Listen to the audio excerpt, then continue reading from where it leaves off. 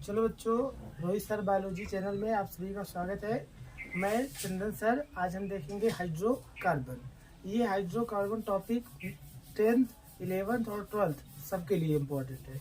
तो आज हम पहली वीडियो शुरू कर रहे हैं और हम देख रहे हैं हाइड्रोकार्बन। तो सबसे पहले देखो, हाइड्रोकार्बन कहते किसे हैं। ये है हाइड्रोकार्बन। हाइड्रोकार्बन नाम से ही पता चल जा रहा है कि इसमें क्या है, हाइड्रोजन है और कार्बन है। तो ऐसे यौगिक या ऐसे कंपाउंड जिसमें केवल कार्बन और हाइड्रोजन होते हैं उसको कहते हैं हाइड्रोकार्बन। अब हाइड्रोकार्बन हाइड्रोजन और कार्बन से मिलकर बना है। अब हाइड्रोकार्बन जैसे एग्जांपल के तौर पे देख लो, CH4, C2H6, ये सब ETC इत्यादि में है, ETC। अब ये है हाइड्रोकार्बन। हाइड्रोकार्बन क्यों है? क्योंकि इसमें एक कार्बन है, दूसरा हाइड्रोजन है। कार्बन है, हाइड्रोजन है, इसके अतिरिक्त इसमें और कुछ नहीं है। तो इसलिए इसको क्या कहेंगे, हाइड्रोकार्बन कहेंगे। अब हाइड्रोकार्बन को दो भागों में बांट दिया गया है। एक है एलिफैटिक, एलिफैटिक हाइड्रोकार्बन,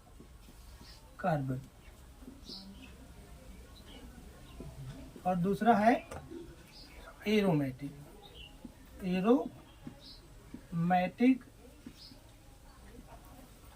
हाइड्रोकार्बन। अब देखो यहाँ पे aliphatic hydrocarbon, aromatic hydrocarbon. Aliphatic hydrocarbon उसे कहते हैं जब कार्बन और कार्बन के बीच में सीधी श्रृंखला हो या फिर पार्श्व श्रृंखला हो। ऐसे हाइड्रोकार्बन को क्या कहते हैं, एलिफैटिक हाइड्रोकार्बन कहते हैं। और दूसरा है एरोमेटिक हाइड्रोकार्बन। एरोमेटिक हाइड्रोकार्बन किसे कहते हैं? इसमें कार्बन और कार्बन के बीच में रिंग बनी होगी और उस रिंग में या तो डबल बॉन्ड होगा या ट्रिपल बॉन्ड या फिर सिंगल बॉन्ड होगा। तो इस प्रकार के यौगिकों को क्या कहेंगे, एरोमेटिक हाइड्रोकार्बन कहेंगे। तो अब हम सबसे पहले देखते हैं, A नंबर इसको मान लेते हैं और इसको B नंबर मान लेते हैं। अब एलिफैटिक हाइड्रोकार्बन को देखते हैं, एलिफैटिक हाइड्रोकार्बन है क्या। तो चलो देखते हैं। देखो यहाँ पे एलिफैटिक हाइड्रोकार्बन को भी दो भागों में डिवाइड किया गया है। एक होता है संतृप्त हाइड्रोकार्बन और दूसरा होता है असंतृप्त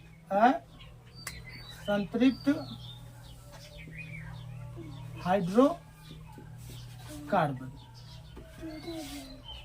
अब देखो बच्चों, संतृप्त हाइड्रोकार्बन में क्या होगा, संतृप्त हाइड्रोकार्बन में केवल क्या होगा, कार्बन कार्बन के बीच में सिंगल बॉन्ड होगा। किसमें? संतृप्त हाइड्रोकार्बन में कार्बन कार्बन के बीच में सिंगल बॉन्ड होगा, उसको कहेंगे संतृप्त हाइड्रोकार्बन। और इसको क्या कहते हैं, इसको दूसरे नाम से कह सकते हैं एल्केन। क्या कह सकते हैं? एल्केन। ठीक, तो ये हो गया हमारा संतृप्त हाइड्रोकार्बन। इस प्रकार के हाइड्रोकार्बन में कार्बन और कार्बन के बीच में केवल और केवल कौन सा बॉन्ड होगा, सिंगल बॉन्ड होगा, और इसको नाम दिया गया है एल्केन। अब देखो यहाँ पे देख लो, नीचे साइड में एल्केन का सूत्र होता है CnH2n+2। ये है हमारे एल्केन का सूत्र। इसके यहाँ पे कार्बन की संख्या n को हम रख के किसी भी एल्केन को प्राप्त कर सकते हैं। इसको हम आगे देखते हैं। हम देखो, ये A नंबर है, मान लो 1 नंबर, और ये है हमारा 2 नंबर। असंतृप्त हाइड्रोकार्बन किसे कहते हैं? असंतृप्त हाइड्रोकार्बन में कार्बन और कार्बन के बीच में कहीं ना कहीं डबल बॉन्ड आएगा और कार्बन कार्बन के बीच में कहीं ना कहीं ट्रिपल बॉन्ड आएगा। तो इस प्रकार के यौगिकों को असंतृप्त हाइड्रोकार्बन कहते हैं। तो इसमें भी देखो, इसमें दो हो जाएगा, एक हो जाएगा एल्कीन हो जाएगा और दूसरा हो जाएगा एल्काइन। अब देखो एल्कीन में क्या होगा, इसमें एल्केन में हमारे सिंगल बॉन्ड हो जाएगा और एल्कीन में हो जाएगा डबल बॉन्ड और एल्काइन में हो जाएगा ट्रिपल बॉन्ड। उसका फार्मूला ये है, इसका फार्मूला CnH2n है और इसका CnH2n-2 है। तो ये हो गया एल्कीन और ये हो गया एल्काइन। अब हम देखते हैं कि इन फार्मूलों में अगर हम कार्बन की संख्या अगर रखें, कार्बन की संख्या 1 रखें तो इसमें बनेगा क्या। ठीक है, तो अब देखो यहाँ पे इसको जानने से पहले ये कार्बन की संख्या देखना है। किसकी संख्या? कार्बन की संख्या। अगर कार्बन की संख्या 1 है तो इसको मेथ कहेंगे। कार्बन की संख्या 2 है तो इसको में एथ कहेंगे। अगर कार्बन की संख्या n बराबर 3 है तो इसको कहेंगे प्रोप। इसी प्रकार देखो, प्रोप हो गया, ब्यूट हो गया, पेंट हो गया, हेक्स हो गया, हेप्ट हो गया, आप्ट हो गया, नॉन हो गया और डेक हो गया। ठीक, यहाँ पे ये है कार्बन की संख्या। अगर कार्बन की संख्या 4, 5, 6, 7, 8, 9, 10, इससे हम इसको प्रदर्शित करेंगे। अब यहाँ एल्केन में सबसे पहले हम किस में रखेंगे? एल्केन में। एल्केन में अगर हम रखते हैं तो इसका मान क्या आएगा, इसका नाम क्या आएगा, उसको देखते हैं। तो सबसे पहले एल्केन को देखेंगे तो इस इतना तक स्क्रीनशॉट ले लें, उसके आगे चलते हैं फिर। ठीक, तो ले लीजिए स्क्रीनशॉट। चलो अब इसको मिटाते हैं, फिर एल्केन देखते हैं।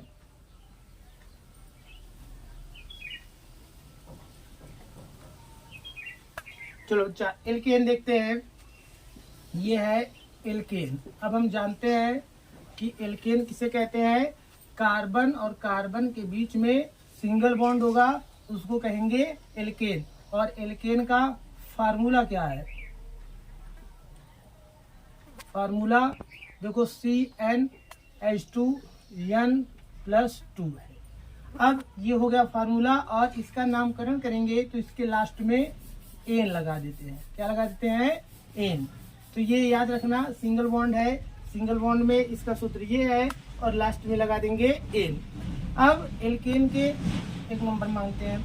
अब एल्केन में हम क्या करेंगे, इस वाले फार्मूले में n बराबर 1 या n बराबर 2 रखेंगे। तो देखते हैं इसका नाम निकल के आता है। तो चलो रखा जाए। फार्मूला है CnH2n+2। अगर फार्मूले में हम n बराबर 1 रखें तो क्या होगा? तो ये हो जाएगा C1H2 × 1 + 2। यहाँ पे 1 है, 1 लिखा नहीं जाता है, तो ये हो जाएगा C, यहाँ 2 × 1 = 2, 2 + 2 बराबर CH4 हो गया। तो ये कितना है? CH4 आया। अब देखो, अब हमें पता नहीं है इसका नाम क्या है, लेकिन हमें उससे पहले पता करना पड़ेगा। अगर एक कार्बन है meth, eth, prop, but, pent, hex, hept, आर्क, नॉन, डेक, ये हम जानेंगे तभी इसको निकाल पाएंगे। तो इसको निकालने से पहले देखो क्या है, कितने कार्बन है? एक कार्बन। एक कार्बन को क्या कहेंगे? मेथ कहेंगे। ये हो गया मेथ। प्लस अब देखो, इसमें कार्बन कार्बन के बीच में सिंगल बॉन्ड है। ठीक है, अब सिंगल बॉन्ड है तो उसके लिए क्या लगाएंगे? एन लगाएंगे और इसको जोड़ देंगे तो इसका नाम हो जाएगा मेथेन। क्या नाम हो गया? मेथेन। तो इस प्रकार देखो, यहाँ पे कार्बन कितना है? एक। उसके हिसाब से एक कार्बन को क्या कहेंगे? मेथ। और कार्बन कार्बन के बीच में सिंगल बॉन्ड है और उसको कहेंगे एन, तो हो जाएगा मेथेन। अब देखो सिंगल बॉन्ड कैसे है। यहाँ पे कार्बन को हम जानते हैं, कार्बन का परमाणु क्रमांक 6 है और इलेक्ट्रॉनिक विन्यास 2 और 4 होता है। अब कार्बन अपना बाहरी कोष पूरा करने के लिए इसको 4 इलेक्ट्रॉन चाहिए और ये सभी तत्वों से सहसंयोजक बंध के द्वारा जुड़ जाता है। यहाँ देखो इस प्रकार से, ये है मेथेन। एक कार्बन, हाइड्रोजन की संख्या 4, तो ये हो जाएगा 1, 2, 3, 4। तो देखो कार्बन एक ही है और कार्बन हाइड्रोजन के बीच में कौन सा बॉन्ड है? सिंगल बॉन्ड है। और कार्बन कभी हाइड्रोजन के साथ डबल बॉन्ड नहीं बनाएगा, क्योंकि हाइड्रोजन की वैलेंसी एक होती है, तो ये कहाँ से डबल बॉन्ड बनाएगा। ठीक है, अब ये हो गया। अब फार्मूला ये है हमारा। अब फार्मूले में हम क्या करते हैं, फिर से यहाँ पे रखते हैं n बराबर 2 या n बराबर मान लो 4 रख देते हैं। तो देखो क्या होता है, अगर n बराबर 4 रखा जाएगा तो ये हो जाएगा C4H2 × 4 + 2 हो गया। अब C4 हो गया, H हो गया, यहाँ पे इसको गुणा कर देंगे, 2 × 4 = 8 हो जाएगा और 8 × 2 = 10 हो गया। ठीक, अब देखो ये कार्बन का एल्केन है तो जाहिर सी बात है कार्बन और कार्बन के बीच में सिंगल बॉन्ड होगा। इसका नाम क्या होगा? इसका नाम ये हो जाएगा कि ये देखो कितने कार्बन है, 4 कार्बन मेट एथ प्रोप ब्यूट, तो क्या हो जाएगा? ब्यूट हो जाएगा, प्लस क्या हो जाएगा? एन हो जाएगा, तो इसका नाम क्या हो जाएगा? ब्यूटेन हो जाएगा। कितना आसान है, बहुत आसान है। ठीक है, इसी प्रकार फार्मूला, ये एल्केन वाला फार्मूला है। एल्केन वाले फार्मूले में हम n बराबर चाहे 6 रख दें, 7 रख दें, 8 रख दें, 9 रख दें, कुछ भी रख दें तो निकल के आ जाएगा। देखो फिर रख देते हैं, चलो 9 रख देते हैं, C9 हो जाएगा, H 2 गुणे 9 हो जाएगा, प्लस 2 हो जाएगा, तो बराबर क्या आ जाएगा? C9, 9 दूनी 18, 9 दूनी 18, 18 2 20 हो गया। कितने कार्बन है? 9 कार्बन, 9 कार्बन को नॉन कहेंगे। ठीक, प्लस एन हो जाएगा, बराबर क्या हो जाएगा? नॉन एन हो जाएगा। ठीक, तो इसी प्रकार से क्या करेंगे, इस फार्मूले में 1 2 3 4 5 6 7 रखते जाएंगे और सबका नाम आता जाएगा। तो ये हो गया 1 नंबर हमारा एल्केन, और इसको कहते हैं संतृप्त। ठीक है, चलो अब आगे इसकी साइड ले लो इसका, फिर आगे देखा जाए। चलो फिर अब एल्कीन, अब किसका देखेंगे? एल्कीन का देखेंगे। अब चलो एल्कीन का देखा जाए। एल्कीन में क्या होता है, ये देखो, ये हो गया एल्कीन। एल्कीन का फार्मूला होता है CnH2n होता है, और इसके लास्ट में लगेगा ई। ठीक, इसके लास्ट में क्या लगेगा? अंत में, ये क्या लगेगा? अंत में क्या लगेगा? ईन लगेगा। तो चलो यहाँ पे ये फार्मूला है CnH2n। अब इस फार्मूले में n बराबर कितना रख दिया जाए? 1 रख दिया जाए। तो देखो होता क्या है, 1 रखने पर C1 हो गया, H2 गुणे 1 हो गया, तो CH 2 कम 2 हो गया। तो क्या एल्कीन में n बराबर 1 रख सकते हैं कि नहीं? नहीं रख सकते हैं। उसका कारण क्या है? हम जानते हैं कार्बन को मैक्सिमम कितनी डंडियां चाहिए? 4, यानी वो 4 इलेक्ट्रॉन किसी न किसी तरीके से साझा करेगा। तो यहाँ पे हाइड्रोजन कितना है? 1 2, यानी कार्बन की 2 वैलेंसियां पूरा नहीं हो पाएंगी। ठीक है, और ये दोनों वैलेंसियां पूरा नहीं हो पाएंगी, इसलिए एल्कीन में क्या करेंगे? n बराबर 1 नहीं रख सकते। ठीक है, अब अगर n बराबर 1 नहीं रख सकते हैं तो अब n बराबर कितना रखा जाए? 2 रखा जाए। चलो 2 रखते हैं, बड़ा आसान है, C2H2 गुणे 2 हो गया, तो ये हो जाएगा C2 2 दूनी 4 हो गया। अब देखो इसका नाम क्या होगा? कितने कार्बन है? 2 कार्बन को कहते क्या है? एथ कहते हैं। तो ये हो जाएगा एथ हो जाएगा, प्लस ईन हो जाएगा, बराबर एथीन हो जाएगा। क्या हो जाएगा? एथीन।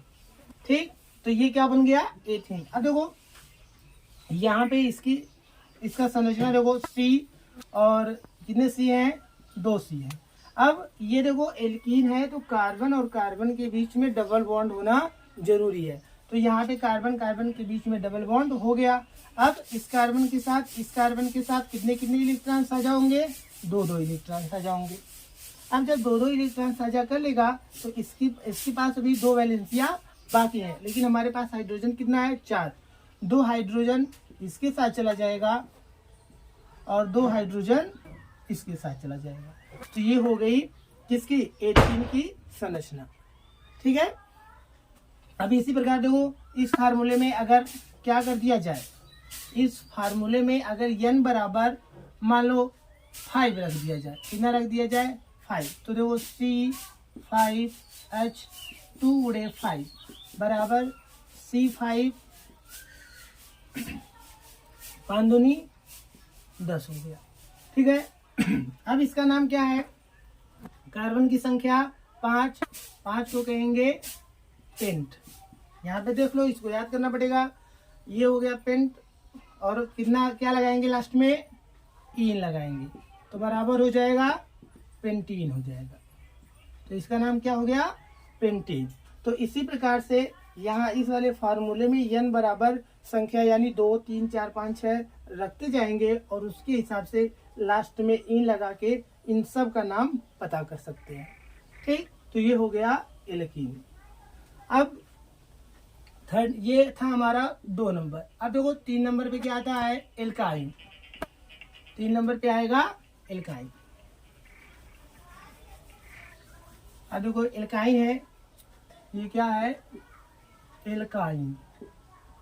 अब देखो एल्काइन में, एल्काइन का सूत्र होता है CnH2n-2। ये हो गया इसका फार्मूला, और इसके अंत में लग जाएगा आइन। क्या लग जाएगा, आइन। ये लगेगा लास्ट में एकदम। अब देखो फार्मूला है हमारा CnH2n-2, ये है। अब इस फार्मूले में चलो n बराबर 1 रखते हैं, देखते हैं सही होता है कि नहीं। तो ये हो गया C1H2 गुणे 1 - 2 हो गया। अब बच्चों देखो यहाँ पे 1 है तो 1 लिखा नहीं जाएगा, वो होता है, और यहाँ पे 2 कम 2 हो जाएगा, और 2 में से 2 गया 0, यानी C हो जाएगा और H हो जाएगा। और हमने पहले ही बताया है कि कार्बन को कम से कम कितनी डंडियां चाहिए, 4, लेकिन ये कार्बन हाइड्रोजन के साथ एक ही डंडी शेयर कर पा रहा है और 3 डंडियां खाली है, यानी कार्बन की और वैलेंसियां पूरा नहीं हो पाएंगी। जब और वैलेंसियां पूरा नहीं हो पाएंगी तो इस फार्मूले में भी n बराबर 1 नहीं रख सकते। ठीक है, अब इस फार्मूले में क्या रखा जाएगा, n बराबर 2 रखा जाएगा। n बराबर 2, देखो होता क्या है, C2H2 गुणे 2 - 2। अब ये हो गया C2, 2 दूनी 4, 4 में से 2 गया 2। अब देखो ये हो गया, कितने कार्बन है, 8, यानी 2 कार्बन है तो हो जाएगा 8, और लास्ट में क्या जुड़ जाएगा, आइन, तो हो जाएगा क्या, एथाइन। देखो कितना आसान है, बहुत ज्यादा आसान है। ये हो गया कितना, एथाइन। ठीक है, अब देखो, अब इसकी संरचना बनाओ, कार्बन और कार्बन, और एल्काइन है, और एल्काइन को किसके लिए जाना जाता है, क्योंकि कार्बन कार्बन के बीच में ट्रिपल बॉन्ड होगा, तो 2 कार्बन है, दोनों के बीच में ट्रिपल बॉन्ड होना जरूरी है। हाइड्रोजन की संख्या कितनी है, 2। अभी इसकी एक वैलेंसी बाकी है, इसकी एक वैलेंसी बाकी है, तो यहाँ पे H और यहाँ पे H, इस प्रकार से इसकी वैलेंसियां पूरा हो जाएंगी।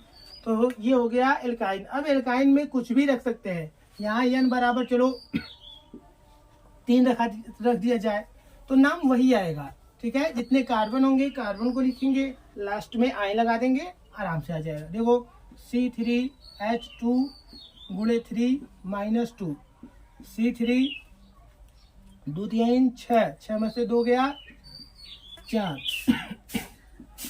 कितने कार्बन है, 3 कार्बन को प्रोप प्लस आइन, ये हो गया प्रोपान। ठीक है बच्चों, तो ये हो गया था हमारा हाइड्रोकार्बन। हाइड्रोकार्बन में हमने देखा क्या, एलिफैटिक हाइड्रोकार्बन। एलिफैटिक हाइड्रोकार्बन 2 प्रकार के होते हैं, एक होता है संतृप्त और दूसरा होता है असंतृप्त हाइड्रोकार्बन। संतृप्त वाले में डबल बॉन्ड होगा, सॉरी सिंगल बॉन्ड होगा, असंतृप्त वाले में डबल और ट्रिपल बॉन्ड होगा। ठीक है, आज के लिए इतना ही, आगे का नेक्स्ट वीडियो नेक्स्ट डे। ठीक है।